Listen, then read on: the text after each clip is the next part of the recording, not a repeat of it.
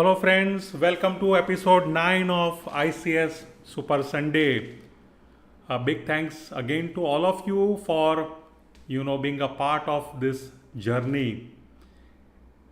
Welcome once again to this episode, and as I had informed earlier, we have a series running on the World Chess Championship of 1972, and we have decided that we'll be doing 21 games in 10 episodes, including the one a non-starter. And in last Sunday we had basically covered game 1 and 2. 2, of course, as I said, a non-starter. And what happened after the game, I will just read out for the game third. So for whatever reason, on Sunday Bobby suddenly changed his mind again. Faced with the loss of match which would have meant the end of his chess career, he agreed to a compromise. The third game would be played in a private room without cameras or TV. To his regret, Spassky, restraining his aggression too much, agreed to the same compromise. Had Spassky not agreed, the match might have ended then and there. It means, Spassky really was wonderful human being. He had a liking for Fischer, as we also know, and of course the pressure of the match and the pressure of the authorities must have warranted that okay, he can agree to this condition. So what do? We go ahead now. The third game, in fact, which is the start of Fischer's ascendancy. He surprised Spassky with a move which, like if we see it in normal course, will appear as dubious. So Ruben Fine basically writes this: a bomb explodes, this time as an extraordinary move. So we will see what this extraordinary move is, and we will also be putting in have some questions for you. Let it be interactive, and try to answer this question. Just a minute and I will confirm whether everything is going on smoothly. Yes, hello. So welcome all of you again. We have Vikram, Nipun, Smira, Isha, and her father Samyak is there. So I hope you are able to the voice is now the stream is proper. I feel I've got a new computer, and that has changed the things. So let us go ahead with this. Just a small confirmation, please. Can you let me know whether it is everything is okay, stream is proper, you are able to hear my voice, and then I can go ahead with the game. So a bit of confirmation I'll put in the chat very quickly.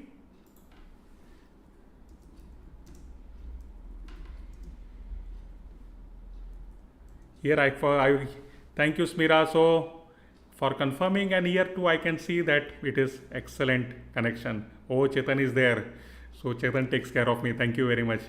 Thank you, Chetan and Meg. Fine. So third game of the match, and Spassky was white. He started with d4, knight f6, c4, e6, knight f3, c5. Okay, and so here comes first question, that black plays c5. What is the name of this opening? So this is something Fischer had prepared as a surprise. He had not played this earlier. His pet reply to the d4 opening is basically the King's Indian, or he would even go for Grunfeld. So King's Indian was his pet, but during this period, after the conclusion of candidates, when he was when he had won the candidates and had become a challenger to Spassky, he had started very serious preparations for the tournament, and definitely he came up with surprises which Team Spassky, they had a lot of trainers, psychologists. The main head was Grandmaster Yefim Geller, and definitely they must have been surprised by the choice of Fischer's opening ideas. So Sicilian defense, how comes Mira? It's a d4 opening. You can just look at this. It starts with d4, knight f6, c4, e6, knight f3 and c5. This is not anybody else. Shigorin, no, make it is also not Shigorin. Anyone else? Can you let me know what is the name of this opening? You should, like have a general idea of the opening, each of the opening. Okay, you might not be knowing the entire thing, but we should know how does Queen's Gambit arise, how does King's Indian arise. Say like you can break it up, e4 opening, d4 opening. Now this is a d4 opening, so you should know what are the possible openings in d4. So you have all the Indian defenses basically where the system g6 and bishop g7 is employed, and of course then you have regular Queen's Gambit and you have Slav, semi-Slav. All this comes under the d4 opening. And Soham says Queen's Indian, not King's Indian. Soham, it's not Queen's Indian. Queen's Indian, basically you will have b6. Okay, so you'll be looking for d4, knight f6, c4, and then basically you can go with b6. And welcome to Gyanandis. So this opening, friends, is known as modern Benoni. It's also called Benoni defense. Very beautiful idea. So what white does, or rather black does, with this c5 thrust, he challenges the d4 pawn and he puts a question. And naturally we have seen that side pawns are used to attack the central pawn, challenge the central pawn, I would rather say. So you have like more pawns in the center. More pawns in the center, it means more advantageous position for you. You will find no difficulty in attack and defense. And that's why this side pawns, c4, c pawn and f pawns, they are used to challenge the center of the opponent. This idea you can keep it in mind. Rather, all openings is basically a fight for the center. So if you go on with the fight for the center, you will keep the position dynamic. So yes, you wrote it as old Benoni. Yeah, it's fine. Basically, it's modern Benoni. There is a slight difference between old Benoni and modern Benoni. Well, normal for Spassky, play d5, and now e takes d5, c takes d5, d6, knight c3, g6. So why g6? Because with the d6 pawn, you don't have any freedom for the bishop on f8. So best way is basically to develop via fianchetto and put a pressure on the long diagonal. This is what we say idea of modern Benoni. Now it's turn of white and he plays d2. So what is the idea of d2? Normally, why does a player move the same piece again? Well, he wants like basically to take control of this square, so he can plan for knight c4. Also, he can plan for e4. These are some of the ideas in this position.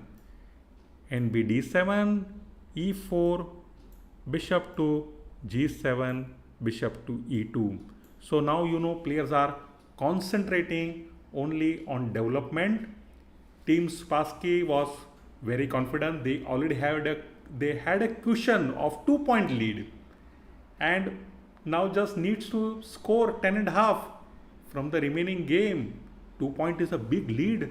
Even to erase 1 point lead is very difficult. And now having a white, so Fischer has to do something. And like they were banking on hope that he will become desperate, try some reckless ideas, and then he will again fall behind. That is what the team were expecting. But Fischer, like mentally had made up his mind to bounce back, and this basically saw the turning point. Black castled, white castled, rook to e8, queen to c2. There are a lot of ideas in this. I can tell you can play a4. So you don't allow any break in future with b5. This is one idea. Also you can would like to play a5, so and a6 at a later date. This is one more idea. Another idea, instead of queen c2 is f3 suggested by Petrosian. So this also has a very strong center. You see this pawn chain here, excellent pawn chain. So this is also very important. I hope you are able to understand this. See, remember, it's a big difference when you look at a d4 game and a e4 game. E4 games are open games. It gives rise to tactics and combinations. And whereas d4 games are more difficult to understand, you rather look for building small advantages. Some of the moves even, it's very difficult to judge that. The games are extremely difficult to analyze. What that means players were really of high caliber. And so these are the two ideas, but here Spassky played queen c2, and now the bomb we were referring to, as mentioned by Grandmaster Ruben Fine in his book, the quest, Bobby Fischer's quest for world championship, and this is the move he has referred. So he puts this, the bomb. So the alternative lines such as what we say a3 leads to draw at its best. So this is what Fischer has prepared, knight h5. Now what is this? You are allowing, your pawn structure will go, what we say, it is just king side is shattered open. What is this? As a black, you are making this move which allows doubling of the pawn, exposing of the king side. Why so much weakness? Spassky could not understand this idea, the preparation, and of course he duly obliged with bishop into h5, g into h5, and you see this now. What is this? These are all weaknesses. How can black win such a game? And Spassky must be really happy when this move nh5 was played. All the commentators, they gave it as a, what we say, as an interesting move. Nobody said it's a dubious move. They gave it as an interesting move. Let us look at some variations, what Spassky could have played to this move knight h5. Well, he could have played g3, stopping the knight from coming to f4. In that case, the continuation would have been knight to e5, f4, knight to g4, okay, and knight c4, bishop into c3, with the idea of playing b5. This is what Fischer had planned. Had this move g3 been played, dynamic position, we cannot judge, very difficult for us to comment. And then other alternative for him was to play f4. Well, in that case, Fischer would first play bishop to d4 check, king to h1, and nd f6 with the idea of ng4. So this is what was Fischer had planned for all this possible continuation if h5 was not captured. And the last one was simple rook to d1, and in that case the knight would come to his desired post of f4, bishop to f1. Of course you cannot give that bishop, very good bishop. Now knight to e5, other knight joins in, knight c4, challenging this knight, and now an excellent move g5, which keeps that f4 knight in a good position. So this was suggestion of 7th world champion Smyslov. But let us now go ahead with what was actually played in the game. So we see here bishop into h5, g into h5, knight c4. Lot of preparations for this, and as against this, say let us also examine what if white had played a4. In that case, knight to e5, knight to d1, queen to h4, knight to e3, knight to g4, threatening mate. So knight into g4, h into g4, so that double pawn becomes single, weakness is removed, knight c4, and queen f6 would be a mistake here in this case, as white can just play bishop to d2, queen to g6, bishop to c3, bishop into c3, and b into c3, b6. Well, some of very easy to do this because we have ready-made it, all this ready-made. But imagine what must be going in the player's mind, such a pressure situation, such a pressure game. Well, so here let us go with nc4, knight to e5, again with the idea of like if the exchanges takes place, the bishop can join in the attack in this position.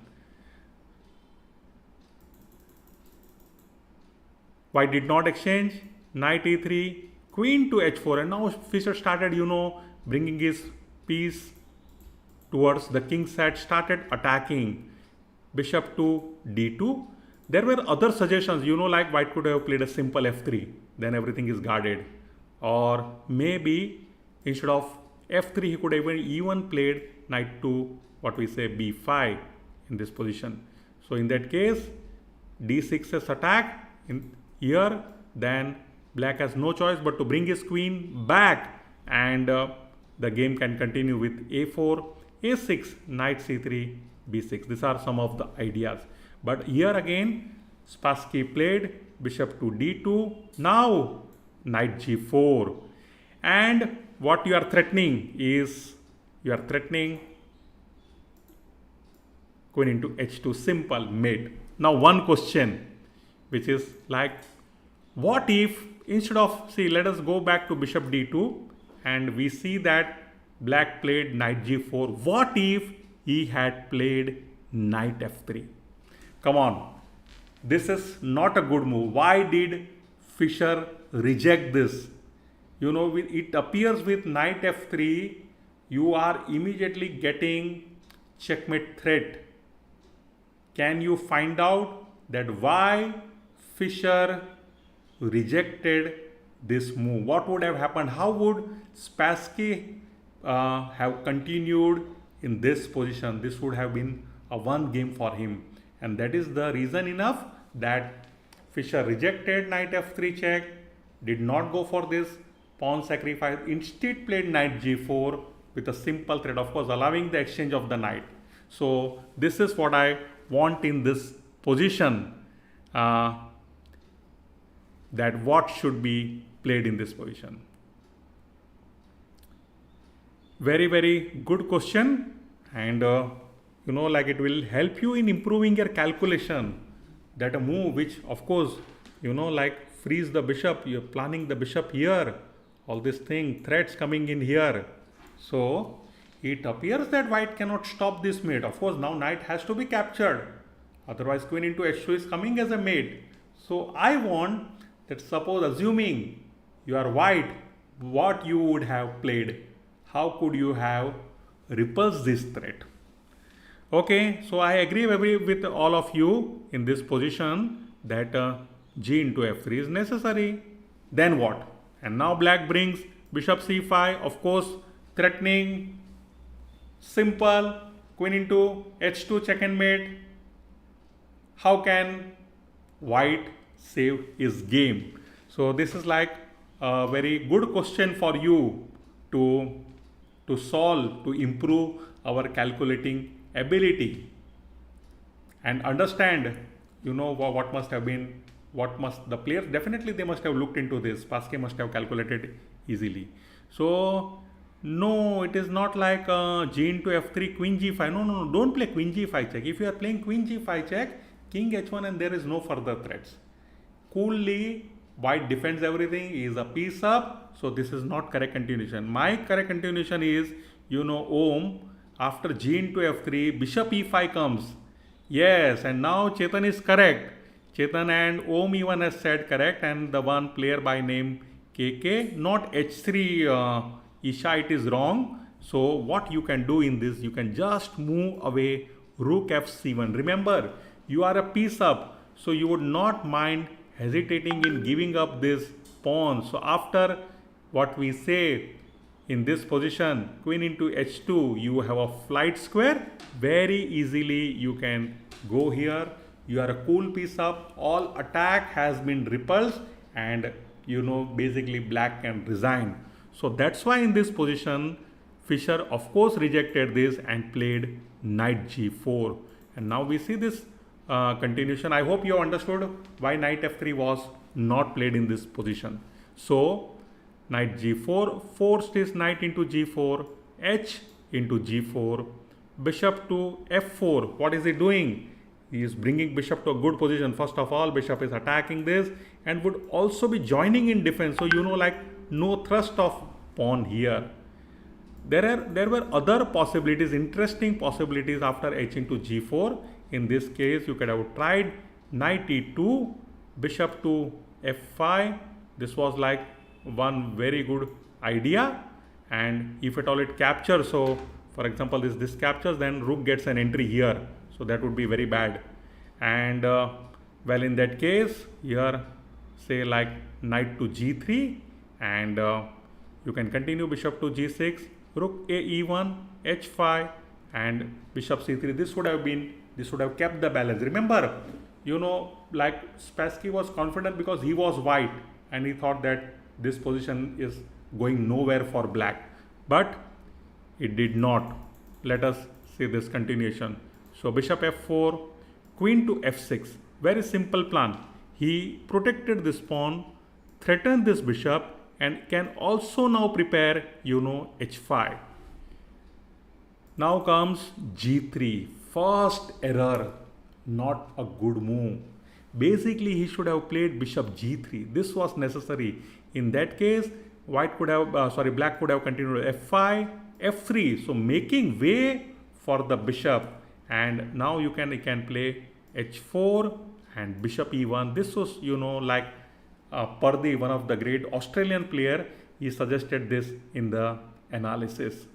But here g3 came, and now Fischer started attack. Bishop d7, very good plan. Bishop d7, of course it completed the development. A minor piece has been brought out, rooks are connected. Also now you stopped this knight from coming to b5. Also you are preparing yourself for b5. That is the idea. Normally in Benoni you can see such common idea. White stopped this with a4, and now okay, black change the plan a bit, b6. So everything is safe in this position. Rook f to e1 protected the e4 pawn, and again like you have an idea that okay, if instead of rook f e1, imagine if he had played a5, then black would have simply played b5. So this was perfectly okay. So rook f e1, and now here a6, rook to e2. Players are concentrating on bringing out the doubling of the rooks. Now comes a very good move, b5. So at last, he is able to get this break. Very, very important structure in Benoni, that you have what we say a good pawn structure on the queen side. Look at this pawn structure. They are all like connected, and if exchanges takes place, then you will be able to dislodge the important knight on c3. And look at this, this battery of queen and bishop here. They'd be putting lot of pressure. So Ra e1, doubling of this. What if, like white had planned a into b5? Well, in this case, a into b5, rook into a8 check, okay, rook into a8, e5, and you can like, what do we say, e5, d takes e5, okay, and in this position, rook into e5, b4, dislodging the knight, knight to e2, and queen to g6. So this was also a possible continuation. Of course, it's like very complicated, unclear. Ra e1, doubling of the rooks, and now what we see is queen to g6. Simple plan. You are actually clearing the way for the bishop, and of course you can like look forward to the move e1 h5. That is the plan. So in this position, white played b3, rook to e7. So now black also started doubling of the rook. One alternative to b3 was to play bishop into c3. But in that case, say queen into c3, okay, b takes a4, b takes a4, bishop takes a4 and e5. That would have been, like for a pawn, white would get a very good attack. So that's why Fischer rejected, and that the g7 bishop is the key to the development.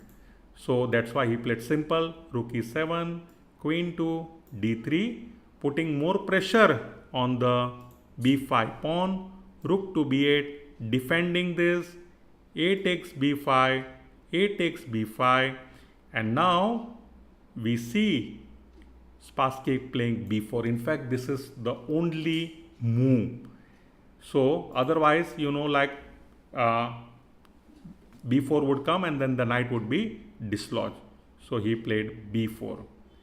Now white, to this reply of b4, black continued c4, attacked the queen, queen to d2, rook b to e8. So ultimately, we see the forces being the rooks on the central files and all black pieces in good position. White, like position is a bit clumsy, but how can black open up the position?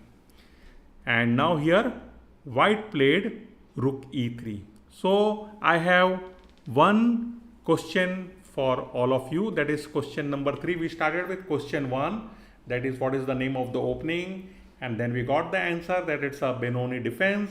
Second question was regarding that move knight f3, why knight f3 was not good, and we found out the answer that g takes f3, bishop to e5, threatening mate on h2, but the rook on f1 goes back to c1, and king has an outlet via f1 and e2. There is what we say no mate.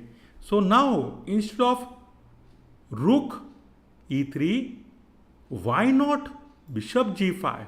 It looks a very natural move. That now you see this bishop virtually has no squares. The rook on e7 has no square, but this is in fact not a good move by white, rather it's a blunder. So can you tell me, of course this move was not played in the game, then can you figure it out that why this move is a blunder? What is the reply? What is the move? What is the continuation black could have played to get material advantage? Come on, very good question for all of you. Start calculating. Calculate quickly and go on writing down the answer. Imagine what you could play. Don't think of playing rook e5, not good. Instead, come on, find out a very good move. It's very simple. It's like a blunder by white, and that's why. But you should know all this simple calculation.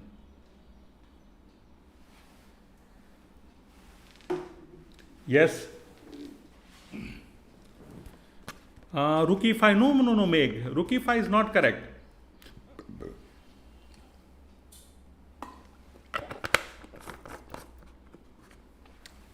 Ohm gave it correct. Rather, very simple calculation.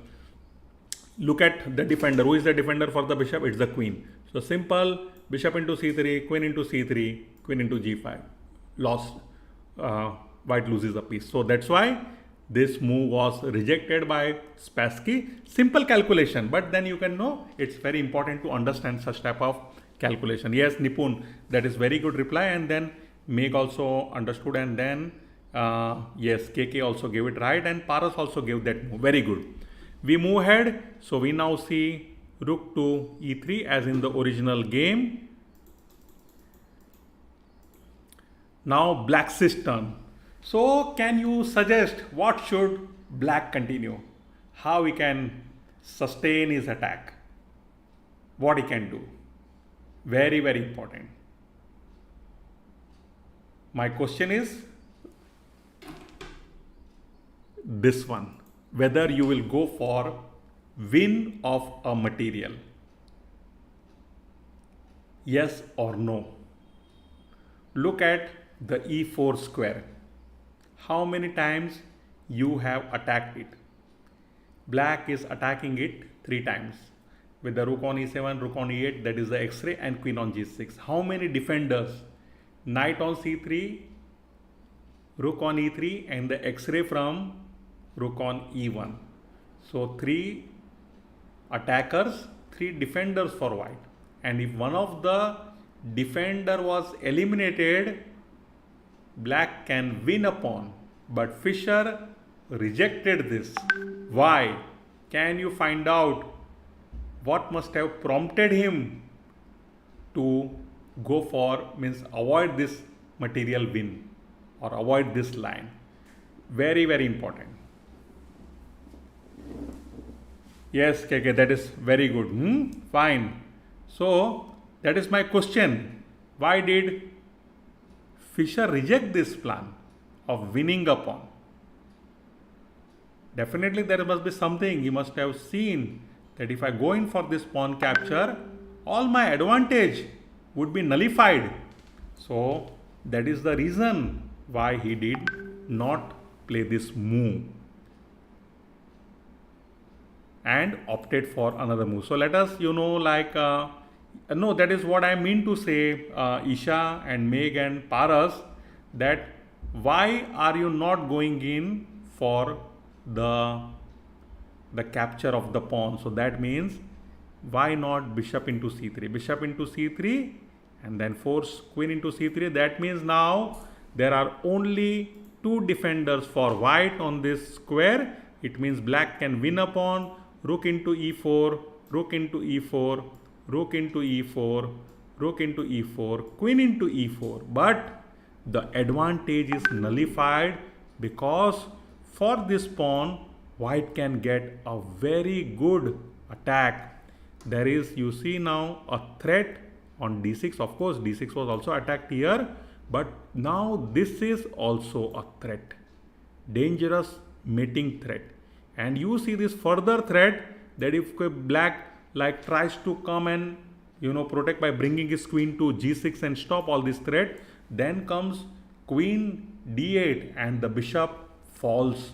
So though these are opposite color bishop ending, which normally if queen disappears from the board, this would lead to a draw, but there are as of now multiple threats on black because the king is exposed. That's why in this position, he rejected this move. He did not play what we say bishop into c3.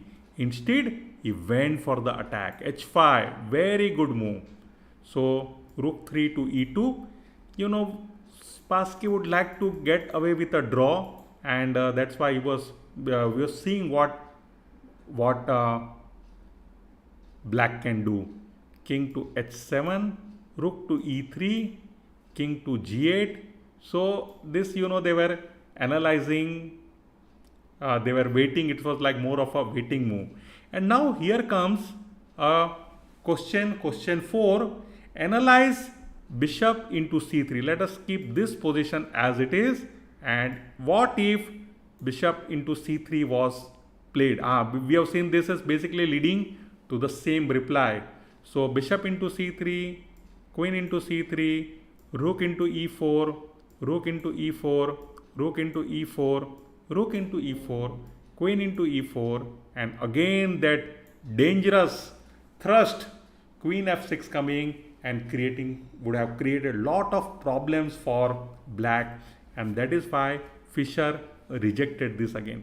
So I would suggest that you should have this game, you should download it and you should play it through on a board, or you can go through on a chess-based screen. But you can definitely, I would ask you to even study this variation. These are really deep. It is possible you might not understand everything in maybe look at the game 1 time, 2 times, 3 times. Even after looking at this game so many times, I'm to be very honest, it's very, very difficult to understand. And that's why it will take time. But if you do this drill, if you do this exercise, you will soon be feeling comfortable in such positions when you go in the tournament. Well, so here he played rook 3 e2, and now Spassky, to this reply of Spassky, Fischer went ahead with bishop into c3, queen into c3, rook into e4, rook into e4, rook into e4, queen into e4, bishop h6, and now threatening deadly queen g7. But now Fischer comes back to the defense, queen g6 also threatens bishop. And now look at the material. What has, of course it is a opposite color bishop ending, very difficult to win, but this 3, 4, 5, 6 as against 5 pawns of white.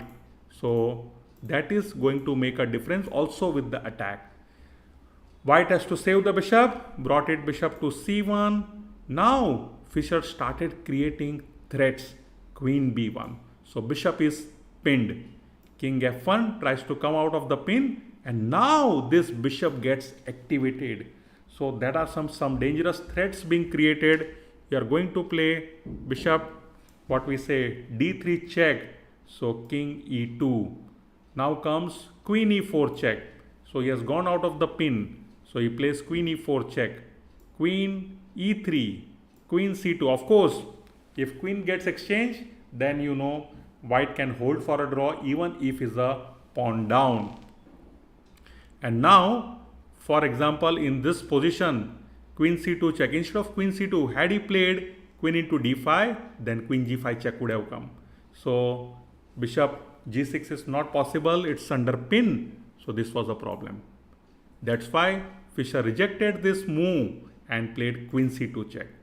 And here Spassky replied queen d2. But he could have tried, instead of queen d2, king e1. This was good move.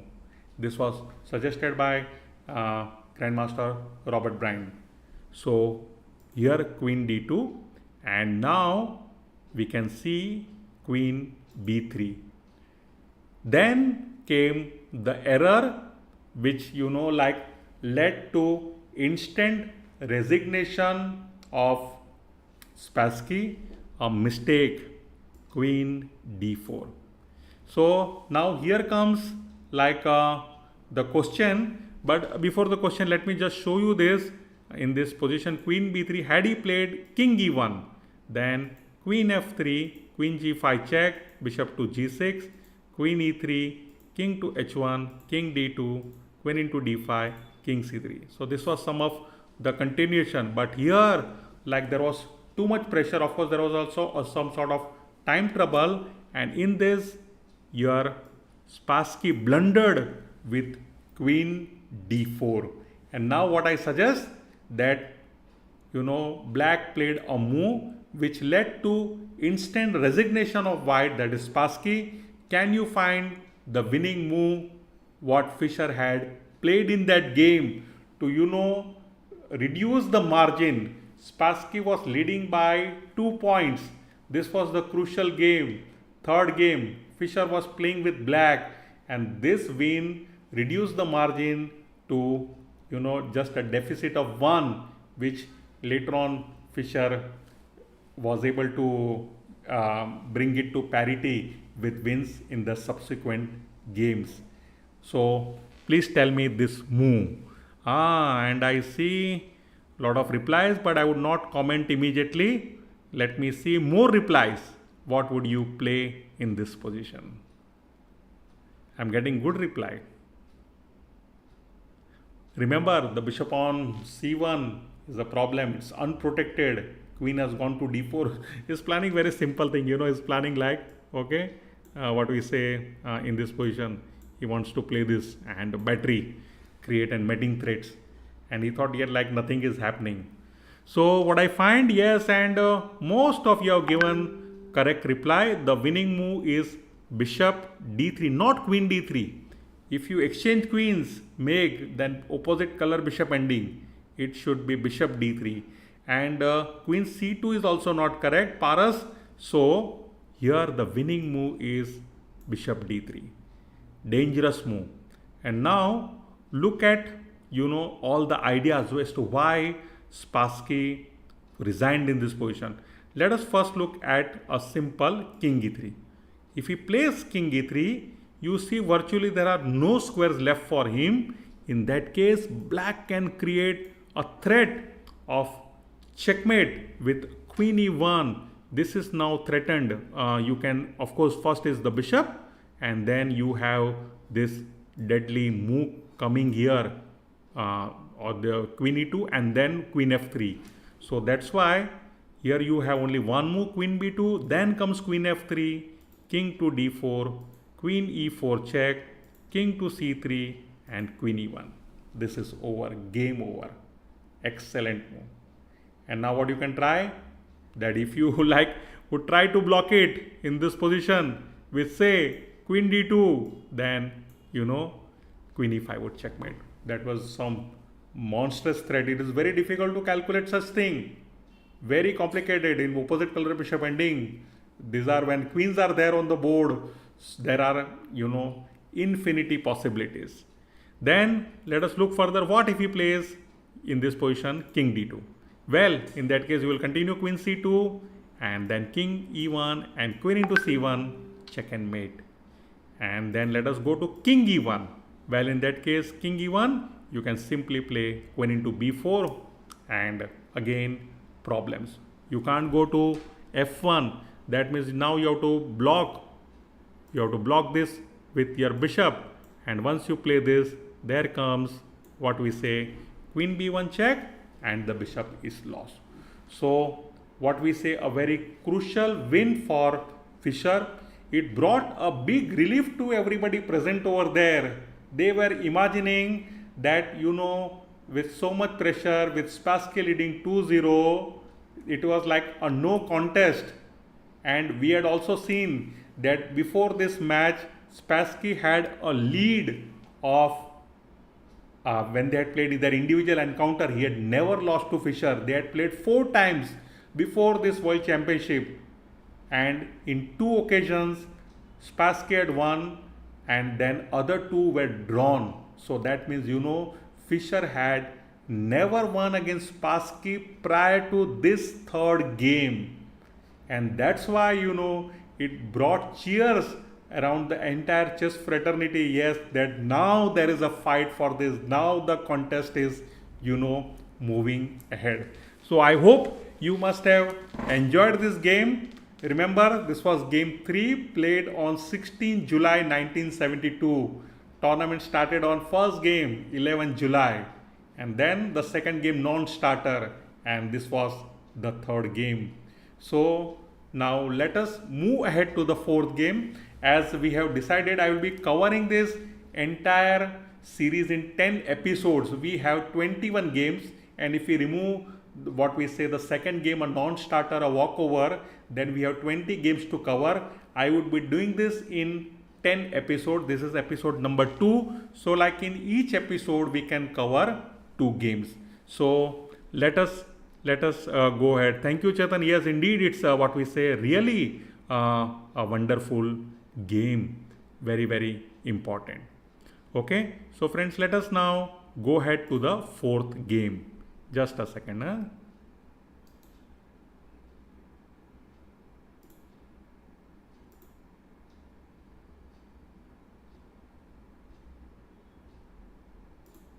So let us go ahead to the 4th game.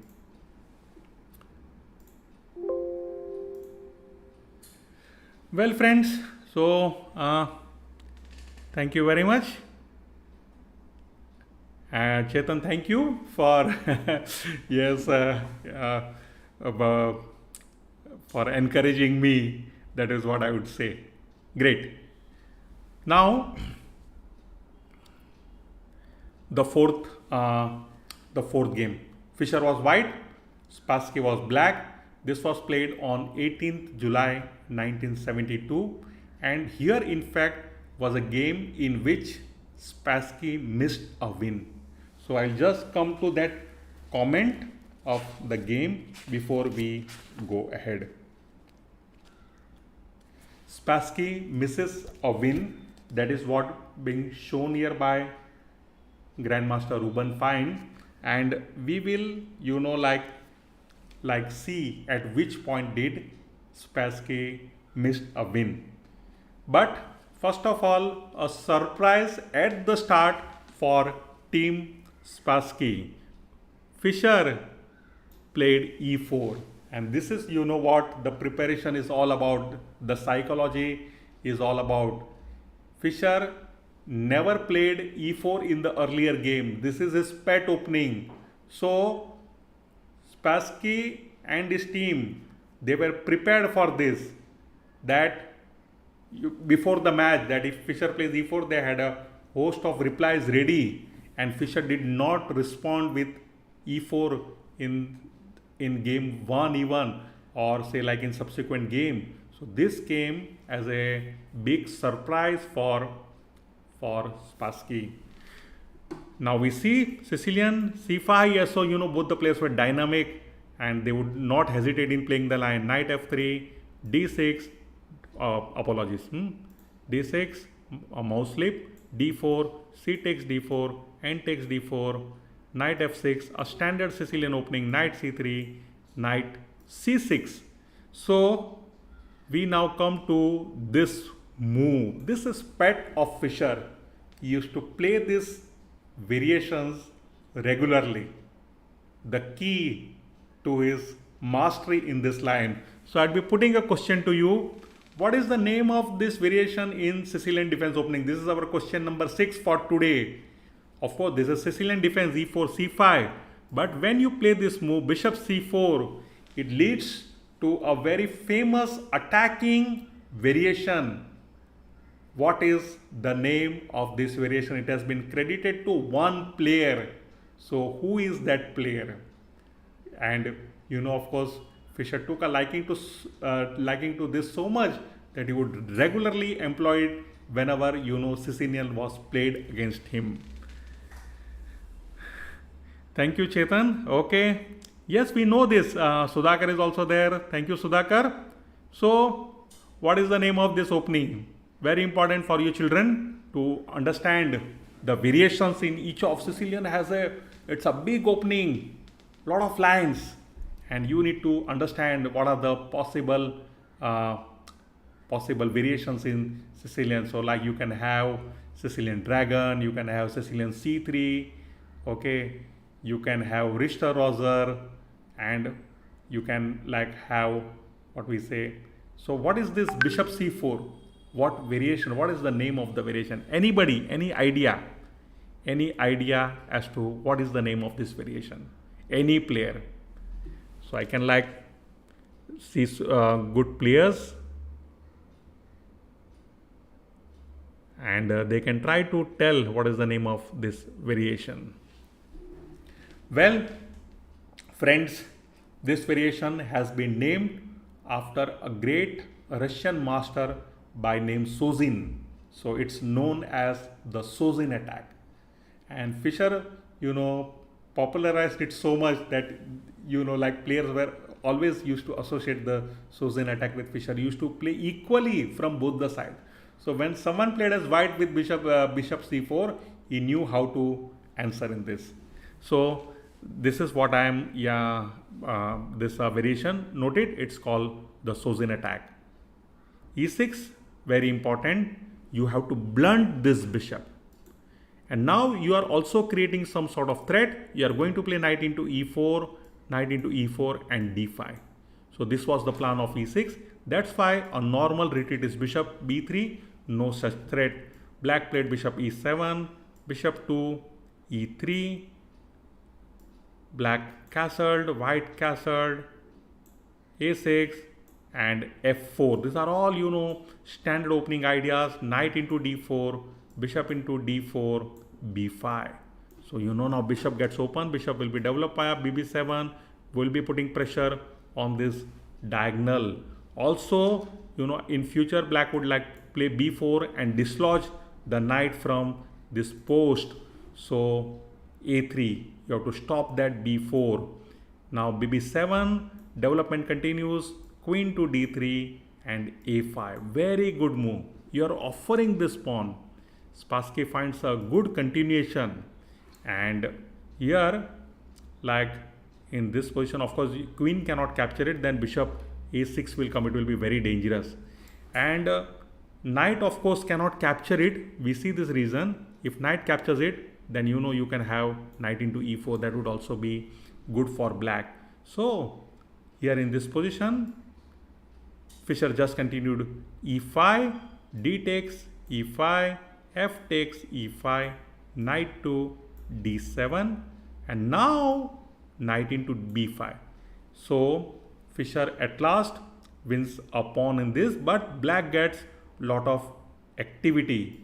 Plays knight c5, bishop into c5, bishop into c5 check, king to h1, queen to g5. So what he's doing is now threatening to win back the pawn. There is also a mate threat. Look at this, how the pieces have become menacingly active for Spassky. Excellent position, rooks ready to join in. All this, control on the open file. So this threat has come. So I think it's a very good, preparation by Spassky in this opening. Queen to e2, defended both the threats, and now comes Ra d8, seizing the open file. Rook a to d1, rook into d1, rook into d1, and h5. Very good move. So his plan is simply undermining this h5, h4, h3, and like this two bishops on the diagonal, monster. So nd6. This is what we say a mistake by Fischer.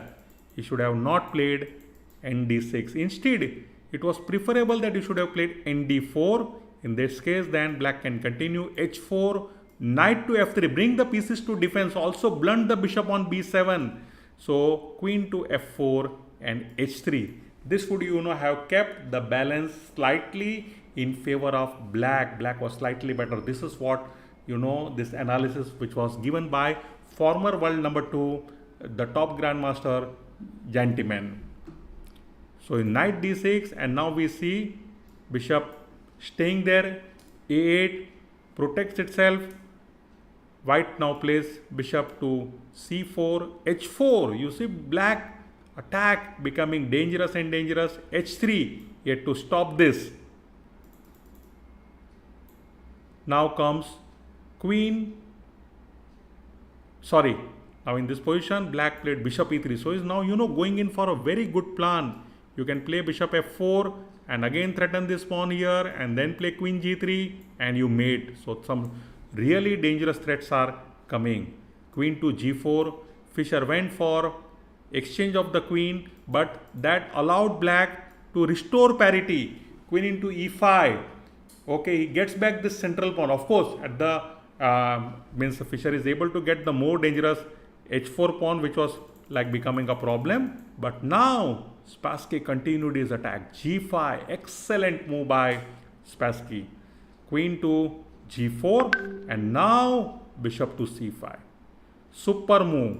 You see how these pieces are really becoming dangerous. Knight to b5. Save this. King to g7. What is the idea? He wants to play rook f8 to h8 and then to h4. Super idea. See, real imaginative. Remember, the open d file is seized by what we say white. So black cannot, challenge this, but he would like to go to h8 and then to h4. Knight d4. Fischer tried to bring back his knight, and now this is a mistake. Immediately going in for rook h8. This he should not have done. In fact, first was bishop d6. Okay, but then in that case, knight f5 check would have come.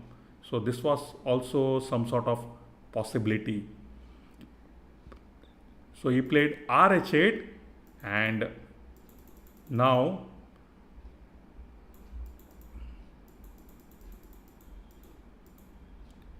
Spassky, how to counter this? Fischer played knight f3, attacked the queen, so bishop into f3 becomes 4. So one bishop is blunted, queen into f3, and now here we see,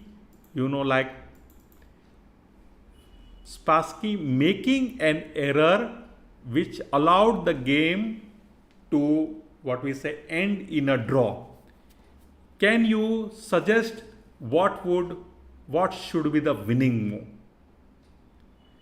That is my question here. So okay, let me just show you like what he played in the actual game. In the actual game, Spassky went for bishop d6, straight away threat mate on h2. But this was like too early. He should not have played this move. This move allowed Fischer to escape with a draw. Very lucky. So the question is, what should Spassky play in this position? And then the next question will come that bishop d6 has been played. How did Fischer manage a draw? Why bishop d6 is an error? So this is our question. Of course, it is now, white to play, but my question is not bishop d6. First, my question is find the winning move for black in this position. Bishop d6 was played, which allowed white to draw. But instead of bishop d6, you have to find the correct continuation which would have, allowed Spassky to win this game and still means increase his lead. I will just tell you that point when, he made this mistake.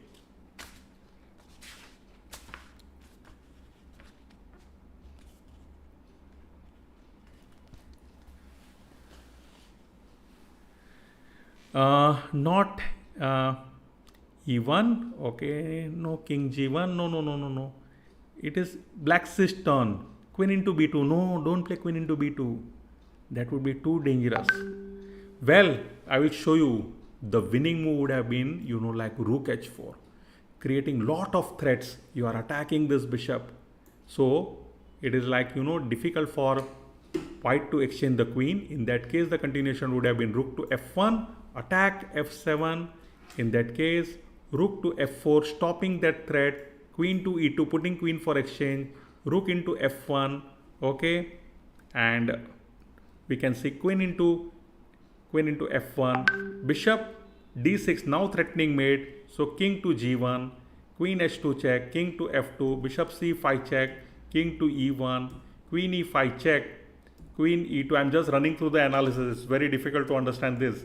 Queen into b2, a4, queen c1 check, queen d1, bishop f2 check, king e2, queen e3 check, king f1, bishop g3, queen e2, queen c1 check, queen e1 and queen into e1 mate. This is what we say unbelievable analysis by Grandmaster Gentleman.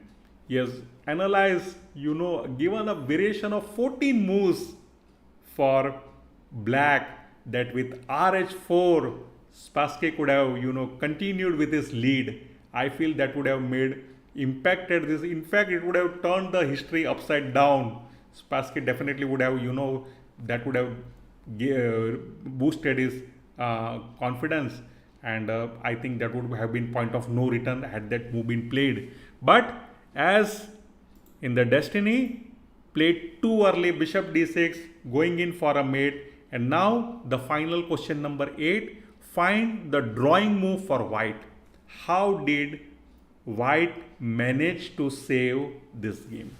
Very, very easy. You can just give one move and then the game ends in a very easy draw. I can wait for that and then I will show you the entire analysis.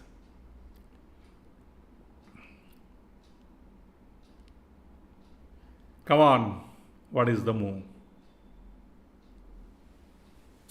You should get this, not that difficult. And we remember simple ending rules, so that should help you whenever you play in any future game. No, Isha, not g3. G3 is very bad, not g3. It comes rook into h3, that would finish, and then rook into g3, that would be game over. Anybody else? Paraj is there. Rook into d6. Oh, you cannot play exchange down. Rook into d6, queen into d6. Then all these threats coming. No, you cannot survive in this position. King g1. No, king g1 will also not do. I think we had seen similar variations coming with a queen h2. So that will not help. there are a lot of problems. Queen d3 pinning the queen. You can, better square. I think Rao has given a wrong square. Correct is exchange of queens, friend. Yes, the drawing move was queen c3. Big relief for Fischer. Once the queens are exchanged, the attack is nullified. It is now, you see the spin. That means nothing can be done. If black will not exchange, white will exchange. So of course it allows, doubling of the pawn. But then that is fine. B into c3, bishop e5. Nothing to worry now. You have to remember opposite color bishop endings are drawn. Okay, even you can fight one pawn down. Some cases, some extreme cases, even two pawns down, you can have a draw if only bishops remain. Now, white started creating a threat, rook d7. So pinning this and threatening bishop into e6. King to f6. Spassky came out of pin. King to g1. So king again is not in line of this rook and not allowing any threat as g4 from Spassky. Bishop into c3. Okay, Fischer would not mind. They have 4 pawns each. How can one win? Bishop e2. Players continued. Remember, there were no easy draws. Spassky still tried in this. King to f1. Rook to c8. Attacking this pawn. Bishop to h5. Threatening f7. Rook to c7. So he has to, is getting the exchanges. So rook into c7. Bishop into c7. a4. Okay. King to e7. Nothing now is left in the game. King e2. f5. Okay, king to d3, bishop e5, c4. Now Fischer is trying, but you know that okay, black can easily hold it for a draw. Bishop f7, bishop to g3, and c5 check. So this is here. Players agreed for a draw. As you can see, these are opposite color bishop ending. Slowly the pawns also will get reduced. Black cannot play king into c5 because that will allow bishop into e6 further threats. And at last, the players agreed to a draw. A battle which definitely Spassky could have won, but that was, again, as I said, pressure situation, very difficult to find such moves in such pressure. So with this, Fischer was able to, go into game number 5. With 1 point deficit. We'll continue game 5 and game 6. Game 6, which is considered as one of the best by the Soviet school of chess, the entire Soviet Union. They say it's a master display by Fischer, and they rate this game much higher than even the game of the century. But according to some experts, like Soviet Union says, yes, this game was the best. While the others, basically the chess informant, they said that the 10th game was best, the Breyer defense in Spanish. So we will examine this game 5 and 6. 6 is of course very interesting, and it has a lot of stories and dramas and myth associated with this. So do join me again for the series, the 3rd episode on the coming Sunday. Till then, goodbye. Do take good care of yourself. A big thanks once again for joining in this episode to all my friends. See you on next Sunday. Bye. Jai Hind.